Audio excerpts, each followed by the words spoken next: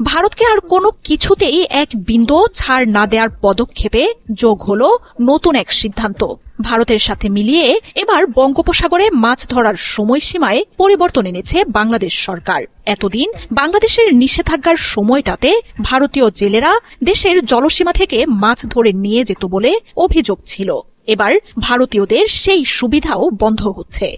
মাছের বংশবিস্তার বেড়ে ওঠা ও টেকসই মাছ আহরণের জন্য বঙ্গোপসাগরে মাছ ধরায় বাংলাদেশ ও ভারত একটি নির্দিষ্ট সময় নিষেধাজ্ঞা দিয়ে আসছে। ভারতের সঙ্গে তাল মিলিয়ে সমুদ্রে মাছ ধরার নিষেধাজ্ঞার সময়সীমায় পরিবর্তন আনার ঘটনায় প্রধান উপদেষ্টা ড মোহাম্মদ ইউনূসের সরকার কি কি অঙ্ক কষেছেন সেই নিয়ে বিস্তর প্রতিবেদন করেছে ভারতের গণমাধ্যমগুলো।